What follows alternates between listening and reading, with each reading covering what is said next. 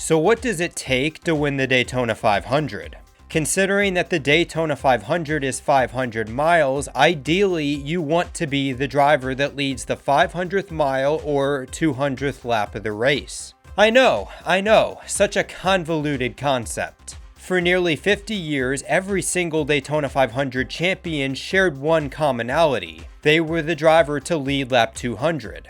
However, in the last 2 decades, there have consistently been drivers that have led that prestigious threshold for excellence, but not be awarded the Harley J. Earl Trophy. Okay, considering that some brains have fucking exploded, let me explain why. So in the mid-2000s, NASCAR was at a crossroads. At that time, NASCAR still honored the advertised distance of the race, even if that meant finishing a race under caution. However, its fans were trying to pull it in another direction. The poster child is the 2004 Aaron's 499. In the race, Jeff Gordon and Dale Earnhardt Jr. were jockeying for the lead as Brian Vickers would crash with 5 laps to go. Considering that it was late in the race and there was a lengthy cleanup, NASCAR decided to just end the race under yellow. Jeff Gordon was declared the winner, and as a result, he would be showered with a Colorado avalanche of beer cans. On that afternoon, NASCAR fans sent the message, and as a result, NASCAR responded. Beginning in the middle of 2004, NASCAR would introduce the green-white checker rule, or best known today as NASCAR overtime. This procedure has seen a multitude of different variations, but the general premise is that if the leader does not take the white flag under green, they re-rack them up and try again for another 2-lap shootout. Due to this brand new procedure, there have been many races over the last 2 decades that have extended well beyond the advertised distance, the Daytona 500 included. So with this video, I don't just want to look at all of the Daytona 500s to go to OT and compare them to a hypothetical finish in regulation. My objective is to determine whether overtime has been a net positive or net negative for the Daytona 500. Has the increase in laps produced more entertaining finishes while still being legitimate? Or has having overtime in the Daytona 500 destroyed the natural flow of the race and has instead produced a various amount of pig slop finishes?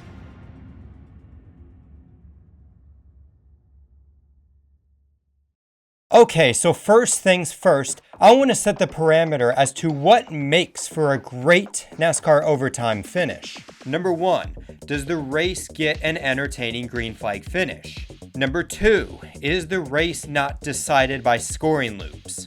Number 3, does the overtime finish complement the regulation finish, or does it completely degrade it down to nothing? Finally, the fourth and most important thing about NASCAR overtime in the Daytona 500, does Brad Keselowski lose? If it's a yes to all of the above, I'm completely satisfied with whatever happens. So the first Daytona 500 to officially go past the advertised distance was the 2006 running. Crossing the line to lead lap 200 was Jimmie Johnson. But for the first time in Daytona 500 history, leading mile 500 would not guarantee the win. The race would instead be decided by a green-white checker finish. In the overtime restart, Jimmie Johnson controlled the Daytona 500. Meanwhile, it would ultimately be Casey Mears who had the final say as to who hoisted the Harley J. Earl Trophy. In the end, Mears would end up helping his best friend rather than his Dodge teammate. Regardless of a regulation or overtime finish, driver 48 wins the 48th Daytona 500. By all accounts, this overtime complemented the 2006 Daytona 500. I wish I could say that this finish is the norm for most Daytona 500s that go to OT, but unfortunately that's not the case.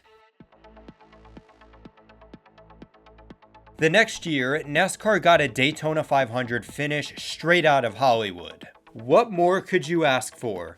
2 drivers going door to door, coming to the line as all chaos ensues behind them. In one of the closest finishes to a Daytona 500 ever, Kevin Harvick wins the 505-mile thriller by mere inches. This win for Kevin Harvick would prove to be historic, as today he is just one of 4 drivers all time to win all 4 Crown Jewel races. It was also historic as Kevin Harvick became the first driver in a full duration Daytona 500 to not lead lap 200. Instead, under a traditional procedure, it's the revered veteran Mark Martin finally winning the Daytona 500 after 22 failed prior attempts. And ultimately, as it would turn out, this is the closest that Mark would ever get. Now, if you want to deep dive into all of Mark Martin's attempts at the Daytona 500, go check out this video. Okay, getting back to the finish. Overall, the finish to the 49th Daytona 500 ends up iconic regardless. In regulation, you get a natural, popular win. Whereas in overtime, it's a Hall of Famer clinching the win in a moment that will be remembered for generations. With NASCAR OT, 2010 was thrilling as well. This would be the first overtime with double file restarts, and at the time, it was the longest Daytona 500 in NASCAR history. After 520 miles, it would be Joplin, Missouri's Jamie McMurray winning the biggest race of his career. So with overtime, the 2010 Daytona 500 had a thrilling green flag finish and a feel-good winner. But what about regulation? After undoing a few key restarts that allow little Jamie baby to capitalize, it would actually be Greg Biffle becoming a Daytona 500 champion. The race ending in regulation instead of overtime completely changes Greg Biffle's legacy. The Biff is no longer the underrated superspeedway racer that just never won the Daytona 500. Instead, his greatness gets permanently cemented on the Harley J. Earl Trophy. Now overall, I will say that this is a neutral outcome. The 500 gets a more legitimate winner if it ends in regulation, but you also get a finish decided by a scoring loop in turn 3. 2010 is the better finish as you get a thrilling green flag finish without it being too chaotic. It was a well-earned, hard-fought victory by Jamie McMurray despite not leading mile 500. So for the regulation winner of the 2010 500, Biffle wasn't as fortunate in 2011. Instead, the glass slipper fit perfectly for his future teammate Trevor Bayne. Bayne would win the Daytona 500 on mile 520. Now as for who is leading on mile 500, that would be David Reagan. On the surface, this changes everything. It doesn't just change the winner, but it also changes the career trajectories completely for both Reagan and Bayne. It's a great hypothetical to explore, but there is a catch. On what would have been the race's final restart, David Reagan drops down in front of Trevor Bayne. The crash ends the race under yellow, and the 2011 finish ends in controversy. If NASCAR makes the correct ruling, Trevor Bayne still wins the race, but without OT, he wins without leading a single lap. All of a sudden, that feel-good win loses all of its novelty. That is why I say that out of all of the OT Daytona 500 finishes, this is the one that benefited the most from extending past the advertised distance. At least with OT, Trevor Bayne earns the win by holding off the offensive charge from Carl Edwards. Whereas in regulation, Trevor Bayne becomes the winner by default due to Reagan's infraction. So the 2012 Daytona 500 would solidify that for the third consecutive year, the 500 would end in overtime. Like in 2006, this was as straightforward as it gets. In regulation, Matt Kenseth dominated and led mile 500 due to Greg Biffle being an incredible wingman. In OT, Matt Kenseth dominated and led mile 505 thanks to Greg Biffle being an incredible wingman. Regardless, Matt Kenseth gets his first full-length Daytona 500 in the most straightforward way possible. The same cannot be said for the 2015 Daytona 508. Now I must say that as a Jeff Gordon fan, this race infuriates me. To add context, this was not just Jeff's most dominant Daytona 500, but also his most consistent. After 500 miles, Jeff Gordon crossed the line in 9th. This would have been a finish that complemented his average running position throughout the entire race. That is, if the race actually ends on lap 200 instead of going to NASCAR overtime. Jeff Gordon, after spending 99% of regulation inside the top 15, gets in a wreck and finishes 33rd. In many ways, Jeff Gordon's demise in this race is an example of the ugliest part of overtime. 500 miles of hard work all down the drain because the race simply didn't end under green. However, the interesting thing is that Gordon's crash at the end is just the catalyst. With minimal wreckage behind the leaders, NASCAR officials quickly threw out the caution. In the context of ensuring a green flag finish, NASCAR fans were straight up robbed. But the worst part about this is that this degrades Joey Logano's victory. When fans think back to this Daytona 500, they don't think about Joey Logano's masterful job in the closing laps of regulation to maintain the lead. Instead, most NASCAR fans remember how NASCAR quote-unquote saved Logano from a potential Harvick Jr. offensive had it stayed green. Under all accounts, the 2015 Daytona 500 would have been better off ending in regulation. In that scenario, Jeff Gordon's final 500 isn't ruined. Joey Logano's lone 500 win as of 2026 is viewed more favorably. Plus, it doesn't open up the can of worms that the Daytona 500 can still end under yellow despite OT. This finish is straight up pig slop, but trust me, things can always get worse. 3 years later, the 2018 Daytona 500 would have a finish that felt Bush League to many fans. On the final lap of the overtime restart, Aric Almirola seems to come up and put a late block on Austin Dillon. This results in Almirola eating a fistful of safer barrier. The end result would be Austin Dillon replicating what Dale Earnhardt did 20 years prior, except for leading mile 500 of the race. If the race ended exactly like it did in 1998, Denny Hamlin sees the yellow, white, and checkered as the winner of the 2018 Daytona 500. Now at the time, I was hyped up considering that my Denny hatred was at an all-time high. I fucking despise this man.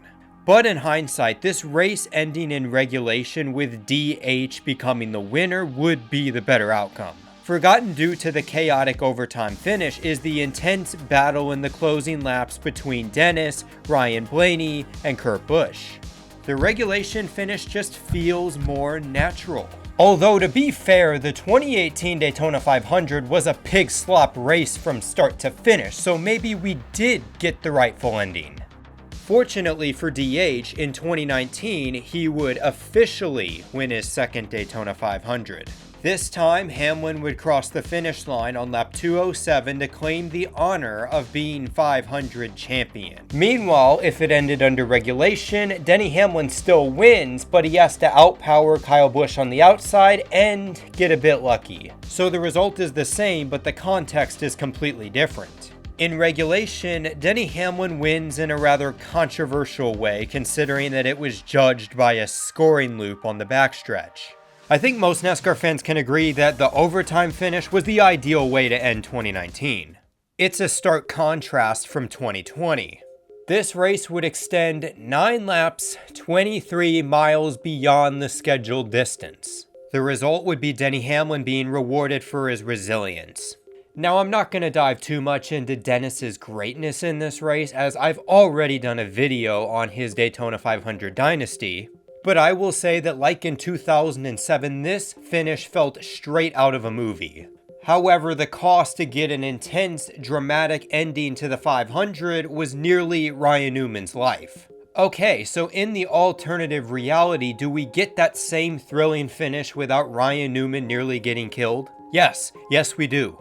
The regulation finish sees Denny Hamlin pushing Ryan Newman like it's 2012 until the time is right. Hamlin takes the lead, and then seconds later, the Daytona International Speedway looks like Jimmy Spencer's junkyard, ending the race and awarding Dennis another Harley J. Earl trophy to add to his big-ass mansion. The regulation finish is the superior ending to the Daytona 500. The race still gets an entertaining finish, Ryan Newman doesn't end up in a hospital, and Denny Hamlin's win in this 500 is more appreciated. Score this one up for Team Natural. Okay, so as a certified Brad Keselowski hater, I enjoyed the 2022 Daytona 500.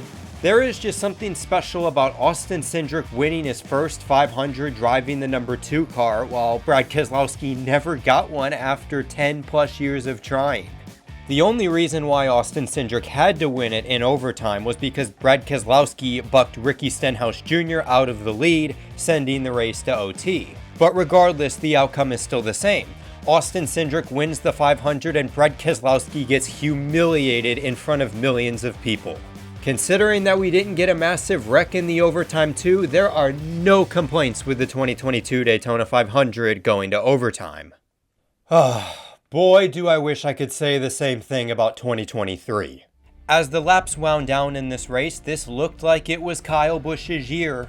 All of those poor 500 memories of having little drafting help, getting wrecked out of the race with the dominant car, or helping his teammate win the 500 was about to be eradicated completely. Kyle Busch was finally going to get his happy ending, minus the massage. Oh, there's Suarez around. Off turn 4, caution waves. Damn, Daniel! Kyle Busch would cross the start-finish line on lap 200, mile 500 as the leader. On the radio, he would joke back to his team, "Back in 1998, that would be the win, boys." So if you're a normie, what is the significance of 1998?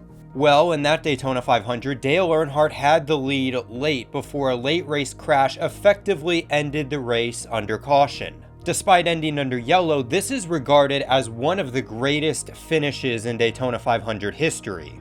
Finally, after 20 years of trying, Dale Earnhardt had conquered the Daytona 500. While Kyle Busch is no Dale Earnhardt, this was the closest thing that NASCAR could have gotten to repeating Dale Earnhardt's win in 1998. That is, if the race had 1998 rules. Instead, this race would go to overtime, Kyle Busch would lose the lead, there would be a series of massive crashes, the race would be decided by a scoring loop in turn 1, and Ricky Stenhouse Jr. of all people would win the 500.